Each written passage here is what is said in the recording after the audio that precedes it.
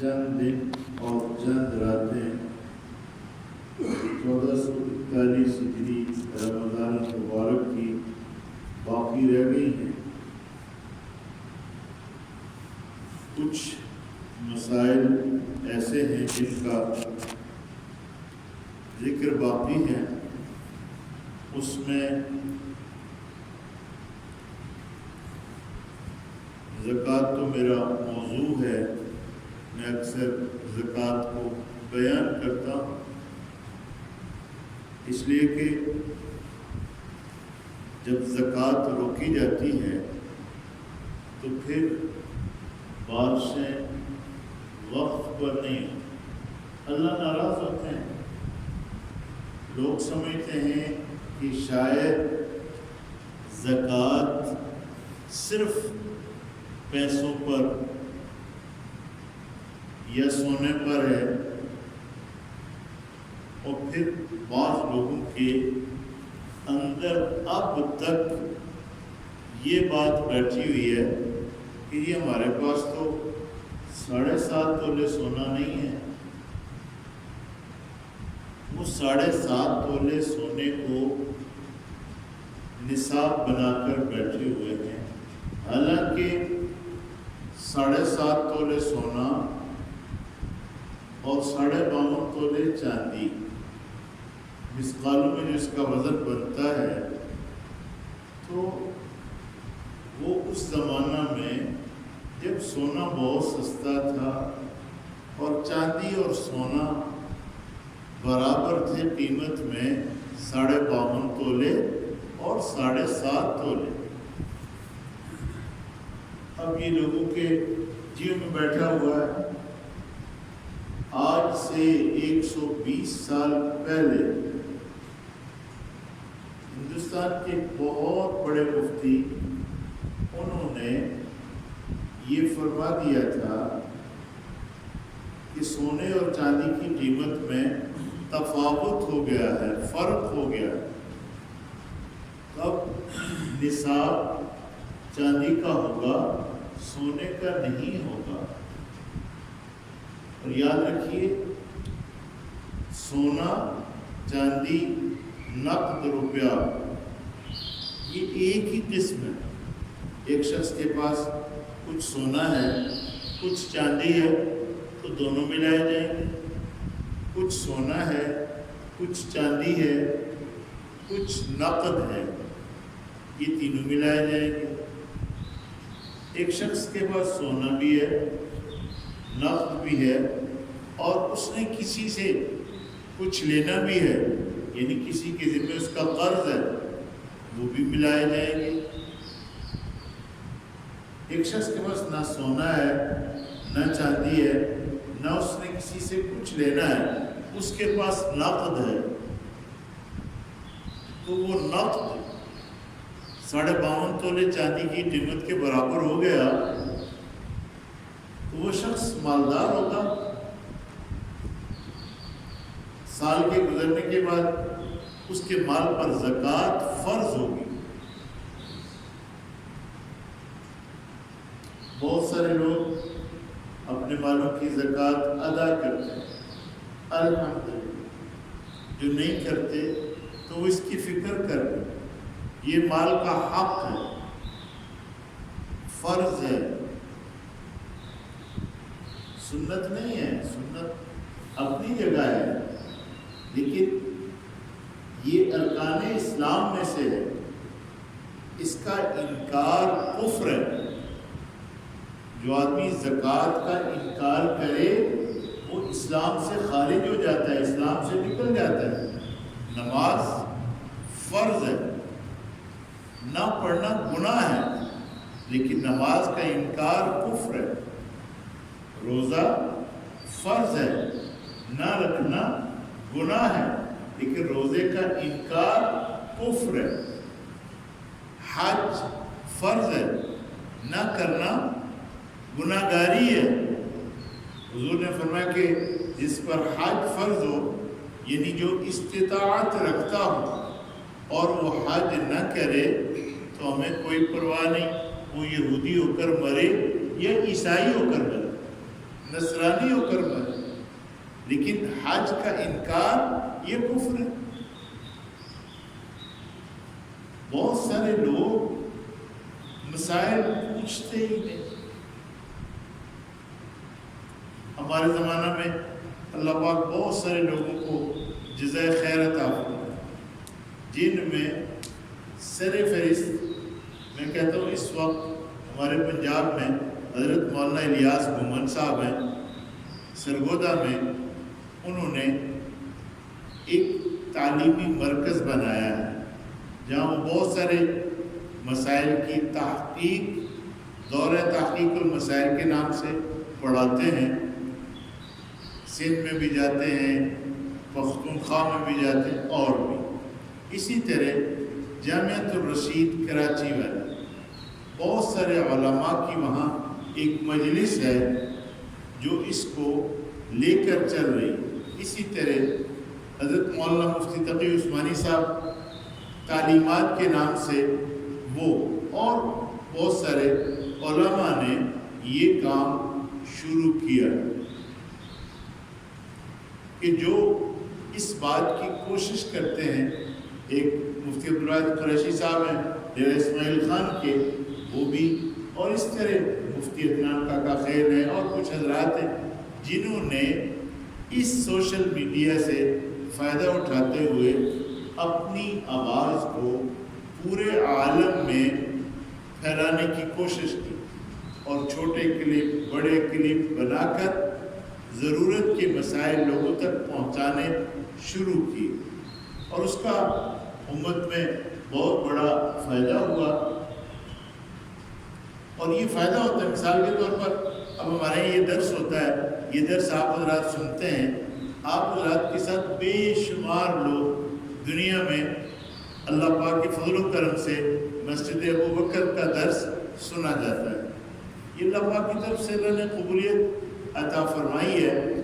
تو ہمارے علماء، آپ مجھے ہی دیکھ رہے ہیں، میں ایک مصروف آدمی ہوں دنیاوی اعتبار سے، لیکن پھر بھی میں کوشش کرتا ہوں کہ جس سطح پر ہو سکے، جس سطح پر میں آپ حضرات کی خدمت میں مسائل عرض کرتا رہتا ہوں، اور آپ حضرات شوق سے سنتے ہیں۔ مجھے پچھلے سالوں میں جیل میں ہمارے جو علماء حضرات ہیں حدیث پڑھانے والے، تو مجھے کہنے لگے کہ بھائی آپ کے لوگ کیسے اتنا بیٹھ جاتے ہیں؟ میں نے کہا یہ اللہ پاک کی طرف سے میں کیا کہہ سکتا ہوں کہ وہ لوگ شوق رکھتے ہیں۔ جب وہ شوق رکھتے ہیں تو ان کے سامنے مسائل بھی آتے ہیں۔ بہرحال یہ کہ اللہ پاک آپ حضرات کو قبول فرمائے۔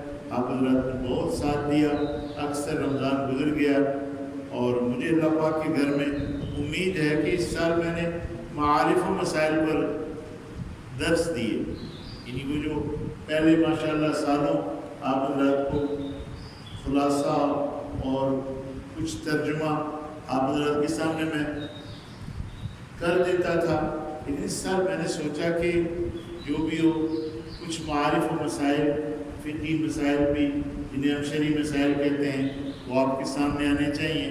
اور قرآن پاک کے اندر جو بیانات ہیں وہ اکثر میں نے کر دیے ہیں، وہ ایک دو رہ گئے ہیں، وہ بھی میں انشاءاللہ آئندہ کر دوں گا۔ تو زکوٰۃ خوشی سے دینا چاہیے، خوشی سے، یہ نہیں کہ زکوٰۃ سے کیسے بچے۔ اللہ کا مجھے ایک دفعہ دکھ ہوا کہ ایک آدمی مجھ سے پوچھنے لگا کہ جی زکوٰۃ سے بچنے کی کوئی صورت ہے؟ تو یہ آپ، میں نے کہا بچنے کی صورتیں تو ہیں، لیکن وقتی طور پر آپ بچ جائیں گے، لیکن پھر آپ سب پھنس جائیں گے۔ وہ بچنے کی صورت کیا کہ آپ کے بال بچہ ہے، نابالغ ہیں، آپ اپنا مال انہیں دے دیں، اپنے پاس کچھ نہ رکھیں۔ اب جب تک وہ بالغ نہیں ہوتے اس وقت تک آپ زکوٰۃ سے بچ جائیں۔ جب وہ بالغ ہو جائیں گے پھر ان کے مال کے اعتبار سے دیکھا جائے گا، زکوٰۃ بھی، قربانی بھی، صدقہ فطر بھی، اور اگر زیادہ مال ہے تو حج بھی۔ میں ان سے کہا آپ کیسے بچو گے، کتنا عرصہ بچو گے؟ تو بچنا نہیں۔ حضور علیہ السلام کے زمانہ مبارک میں ایک صاحب پہلے غریب تھے، اللہ نے ان کو مال دیا، اتنا مال دیا کہ اللہ کے حبیب صلی اللہ علیہ وسلم کا سفیر ان کے پاس زکوٰۃ کے حساب کے لیے پہنچا. اب جب وہ زکوٰۃ کے حساب کے لیے پہنچا تو وہ صاحب کے لیے اللہ کے حبیب نے میرے پاس اپنا نمائندہ بھیجا ہے تو یہ سب حاضر ہے، سب لے جاؤ. تو انہوں نے کہا جی ہمیں تو یہ حکم نہیں ہے، ہمیں تو جو حکم ہے تو وہ ہمیں دیکھنا ہے کہ آپ کے پاس اتنے اونٹ ہیں اور اتنے اونٹوں میں ایک سال کا بچہ بنتا ہے، ہم وہ لے کر جائیں. اس کے 1 سال کا بچہ تو کسی کام کا نہیں ہے. تو میں تو چاہتا ہوں کہ میں حضور پاک صلی اللہ علیہ وسلم کی خدمت میں اونٹ پیش کروں کہ آپ اس سے فائدہ تو اٹھائیں. تو وہ اپنا اونٹ لیا، حضور علیہ السلام کے پاس پہنچا. حضور علیہ السلام نے اسے قبول فرمایا اور برکت کی دعا دی. اس سے ہمارے علماء نے یہ مسئلہ لکھا ہے کہ اگر آدمی خود زیادہ دینا چاہے تو دے سکتا ہے، خود زیادہ دینا چاہے، لیکن جو فرض ہے 40واں حصہ وہ تو دینا چاہیے.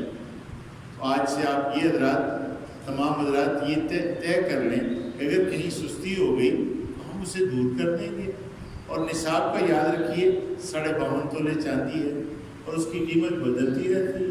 چاندی 1000 روپے کے قریب ہے، 900 اور 1000 کے اندر. اب اس کا آپ حساب 52.5 تولے لگا لیں. 47 سے 50,000 روپے کا کوئی بھی شخص مالک ہو، سونے کی شکل میں، چاندی کی شکل میں، نقد روپوں کی شکل میں، کسی پر قرض کی شکل میں، اس کے علاوہ سامان تجارت جو اس کے پاس ہے. سامان تجارت بہت ساری شکلوں میں ہوتا ہے. بازار میں جوتوں کی دکان ہے یا منیاری کی کپڑے کی دکان ہے یا کوئی اور جنرل سٹور ہے، تو یہ سامان تجارت کی شکل میں وہ برتنوں کی تجارت کرتا ہے. تو یہ سارا اس کا حساب لگا کے 40واں حصہ ہاں جو آپ نے کسی کا دینا ہے وہ اس میں سے نفی کر دے. بعض لوگ مقروض زیادہ ہوتے ہیں، تاجر ہوتے ہیں لیکن مقروض ہوتے ہیں.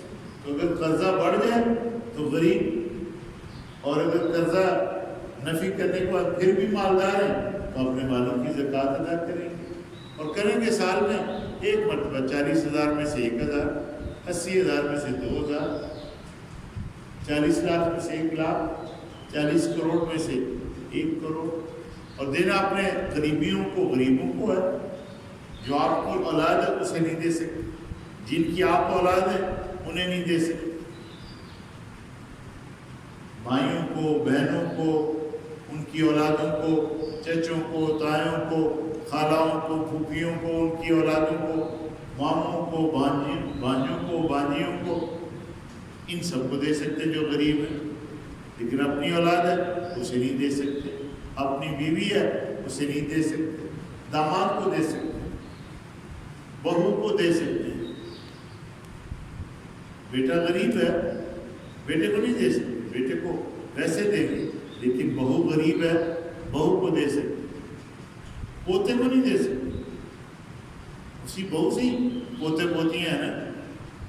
اس لیے جو مسائل ضروریاں ہیں ان کا سیکھنا بھی ضروری ہے. تو یہ زکوٰۃ پھر زکوٰۃ صرف مال کی نہیں ہے، زکوٰۃ زمین کی بھی ہے، زکوٰۃ چوپایوں کی بھی ہے. زمین کی زکوٰۃ ہمارے پاکستان کی ساری زمین عشری ہے، لیکن اس میں نصف عشر والی بھی ہے. یہ عشری زمین کا کیا معنی؟ کہ جو زمین آپ کاشت کرتے ہیں اور اس کو آپ پانی نہیں پلاتے، بارش سے وہ زمین آباد ہوتی ہے، تو اس زمین میں 10 من میں سے 1 من. یہ نہیں کہ صرف گندم میں، ایسا نہیں ہے. جوار ہو، باجرہ ہو، مکئی ہو، چاول ہو، پھل ہوں، سبزیاں ہوں، دالیں ہوں، چنے ہوں. لوگ سمجھتے شاید صرف گندم میں ہے. جو بھی اناج آپ کی عشری زمین میں سے، حتیٰ کہ اگر آپ کی عشری زمین میں شہد لگا ہوا ہے، نصف عشر والی جسے 20 من میں 1 من ہوتا ہے، وہ زمین جس کو آپ ٹیوب ویل سے یا مالیہ دے کر یا قیمت سے پانی پلاتے ہیں، ایسی زمین نصف عشر 20 من میں سے 1 من۔ سبزیاں ترکاریاں، یقین کریں کہ اگر لوگ یہ سبزیوں والے یہ ترکاریوں والے اپنی زمینوں کی سبزیاں ان کا نصف عشر چونکہ وہ پانی پلا کر حاصل کی جاتی ہیں دینا شروع کرے، تو شہر کا گاؤں کا کوئی غریب ایسا نہیں رہے گا کہ اس کے گھر میں سبزی نہ پکے۔ پیاز ہے، آلو ہے، گوبھی ہے، جو بھی بھنڈی ہے، توری ہے، کالی توری ہے، شملہ ہے، یہ پھل ہے۔ بعض غریب بیچارے خرید کے کھا ہی نہیں سکتے۔ اب امرود کے باغ والوں کو پتہ ہی نہیں ہے کہ میرے 20 من کے امرودوں میں 1 من ہے، کھجوروں کے صاحب کو پتہ ہی نہیں ہے، انار والے کو پتہ ہی نہیں ہے، انگور والے کو پتہ ہی نہیں ہے، اس نے کبھی پتہ ہی نہیں کیا۔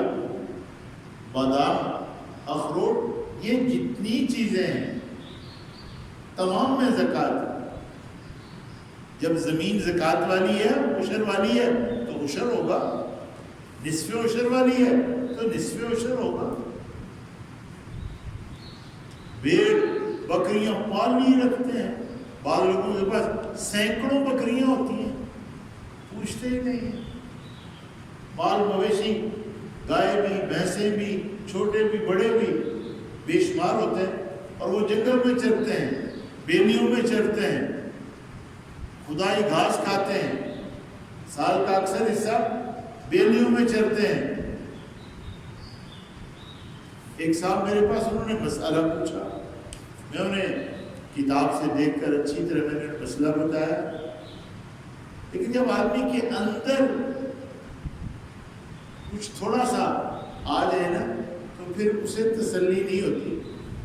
اسے کسی اور مولوی صاحب سے مسئلہ پوچھا، اب سوال کے سائل کے سوال کا جواب ہوتا ہے، جو اس نے مجھ سے مسئلہ پوچھا میں نے وہ بتایا، اور مولوی صاحب کو کچھ اور پوچھ لیا، پھر مجھے آ کے بتایا کہ انہوں نے تو یہ کہا۔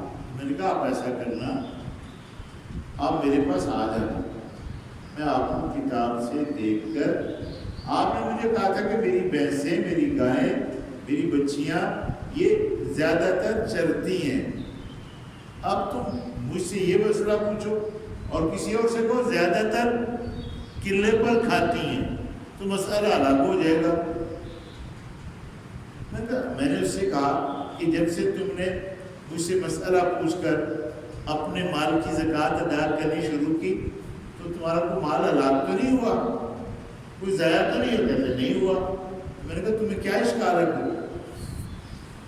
تم زکوٰۃ سے بچ کر دیکھو، پھر 2-4 سال کے بعد مجھے ملنا کہ میری زندگی ہوئی اور مجھے بتانا کہ کیا ہوا، اور مال تمہارا تیزی سے پھر نہیں بڑھے گا۔ جب تم زکوٰۃ کو روک لو گے تمہارے مال کا بڑھنا اللہ روک دے گا۔ تو یہ بات آپ حضرات کو واضح ہوگی نا جی؟ کوئی استعمال کا زیور بات لو، اور یہ استعمال کے زیور پر بھی زکوٰۃ ہے، تو زیور استعمال کے لیے ہوتا ہے۔ کوئی دکانوں پر جا کر لوگ سجاتے تو نہیں ہیں اپنے زیور کو، زیور استعمال کا ہو یا نہ ہو۔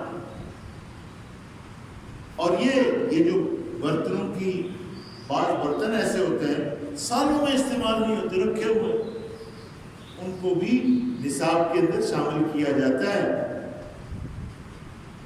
تو جو دینے والے ہیں وہ تو جیسے میں نے عرض کیا کہ 1 سال کا اونٹ نہیں، 1 سال کا بوتا نہیں، پورے 5 سال کا اونٹ دیتا ہوں۔ پھر برکت کی دعا کس نے دی؟ 2 جہاں کے سردار نے۔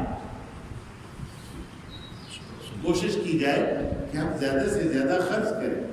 تو اب چوپائے جس کے ہوں وہ مسئلہ پوچھ سکتے ہیں کہ چوپائے میں کیا ہے، یہ گندم، یہ باقی ساری چیزیں میں نے بیان کر دی۔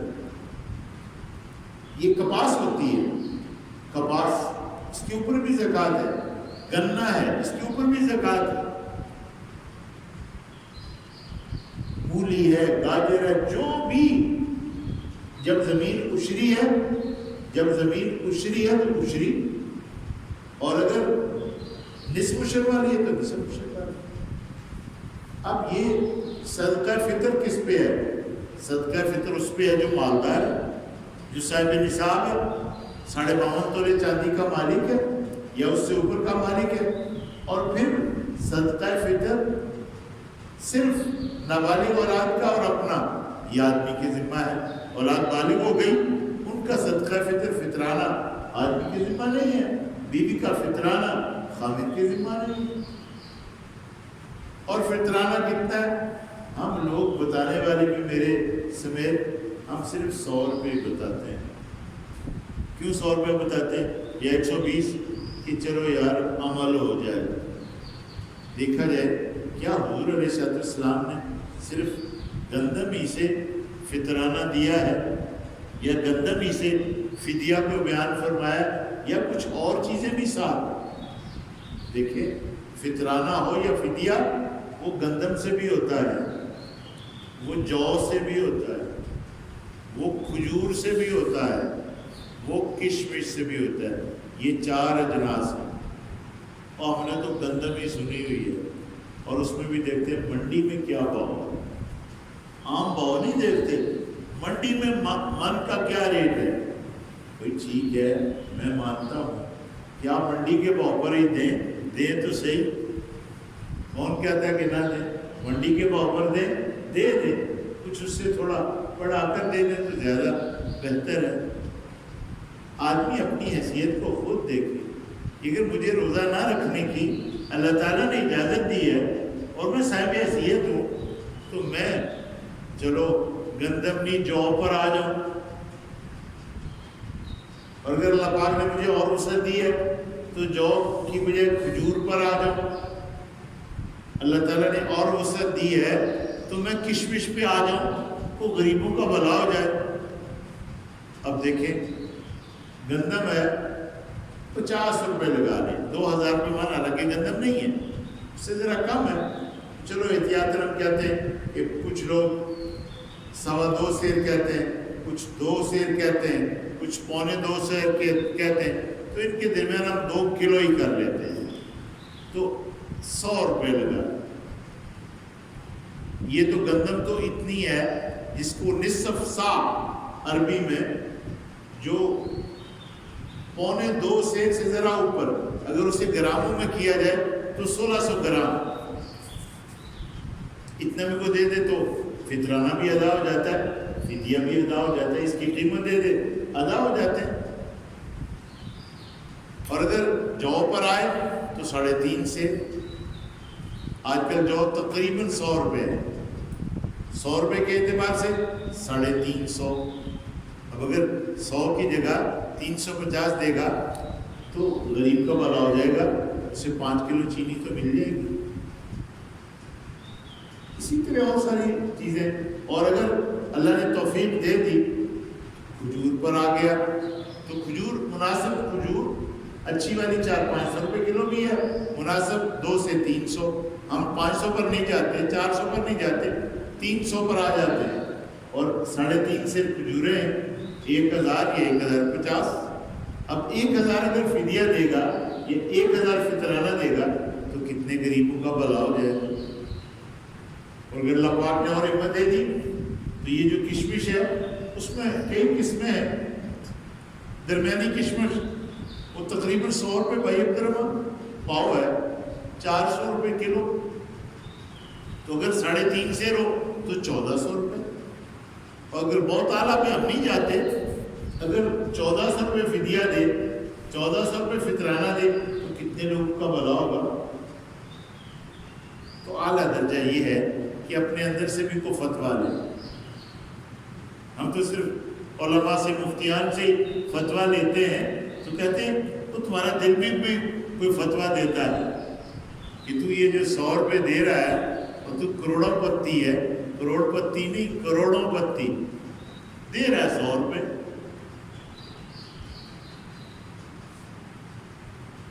اس لیے کوشش یہ کریں زیادہ سے زیادہ خرچ کریں۔ کیا فرمایا؟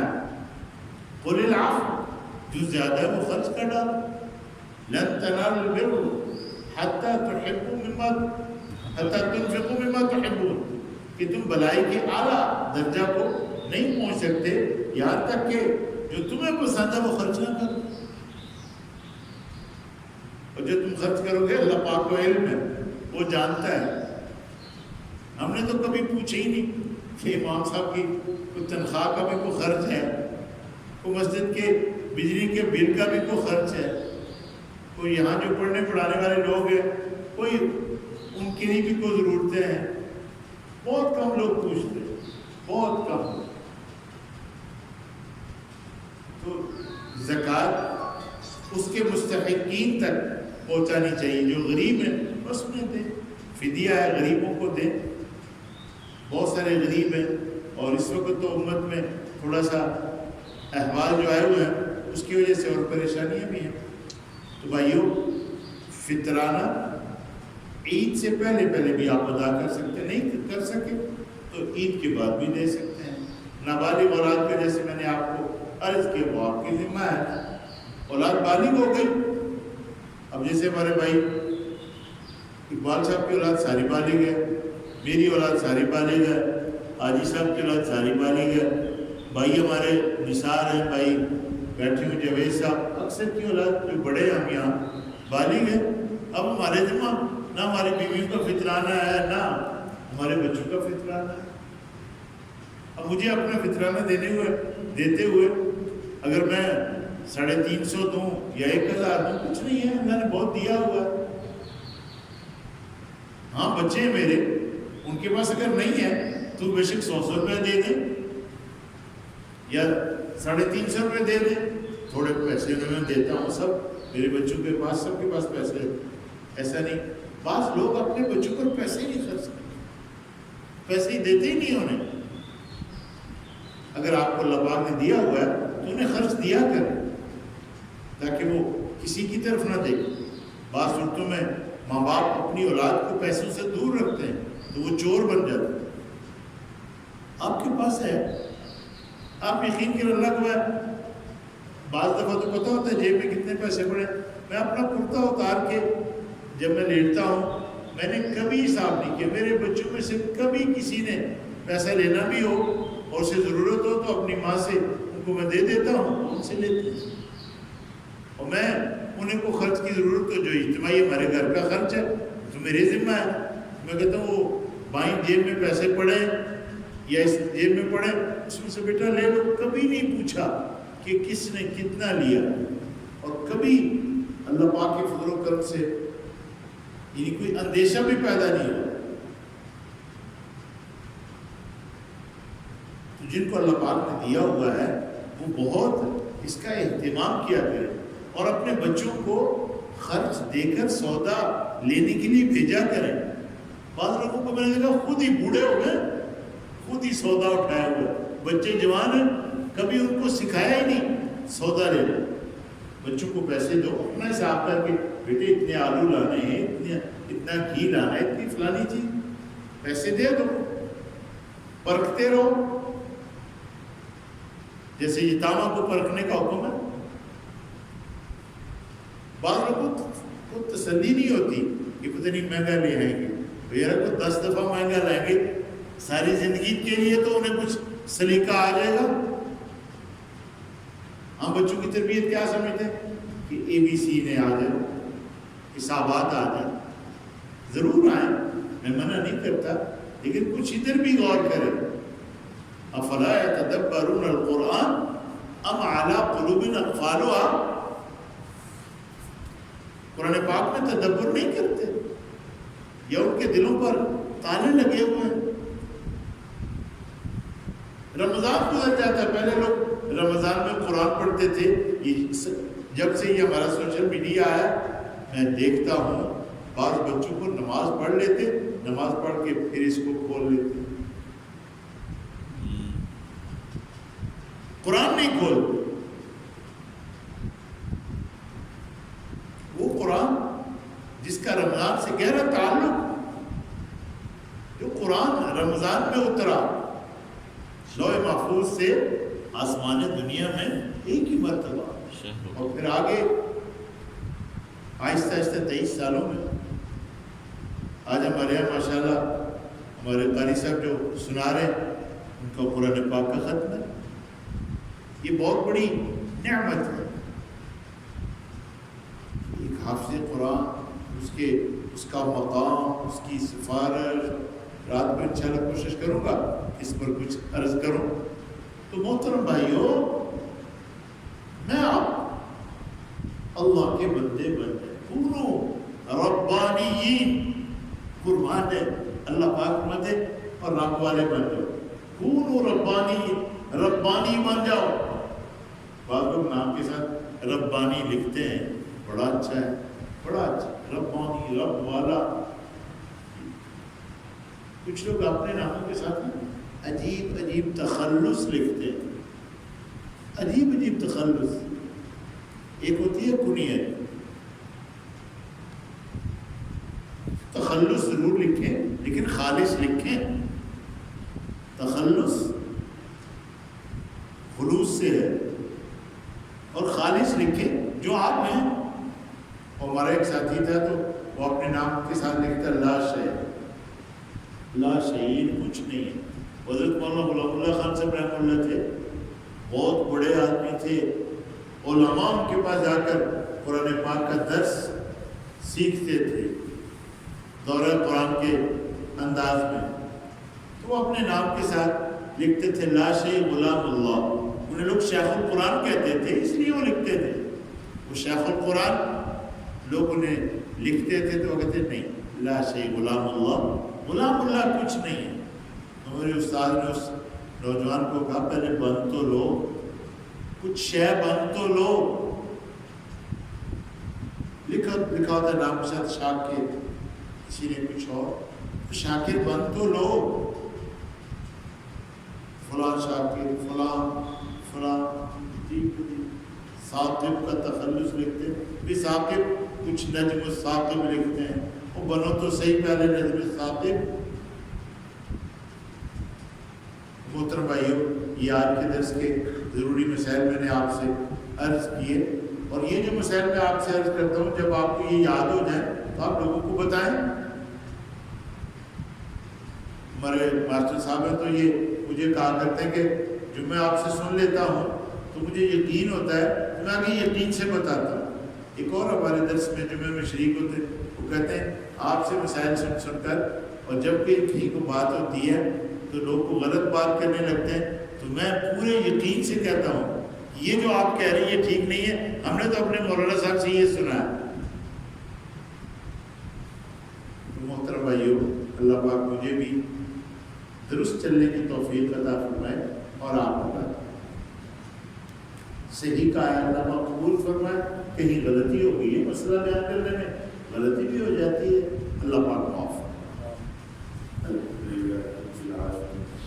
والعاقبۃ للمتقین والصلاۃ والسلام علی سید الانبیاء والمرسلین. اے اللہ پاک، ہمارے ہاں سے جتنی مصیبتوں بلاؤں کے دروازے ہم پر کھلے ہوئے یہ سب دور فرما. اللہ پاک ہم پر رحم فرما. اے اللہ پاک ہمیں، ہمارے حاکم کو، محکوموں کو، سب کو کامل ہدایت عطا فرما، تقویٰ عطا فرما، زکوٰۃ ادا کرنے والا بنا، ارکان اسلام کو ادا کرنے والا بنا. اللہ پاک ہمیں نیک اعمال کی توفیق عطا فرما اور انہیں قبول فرما. وصلی اللہ علی النبی الکریم.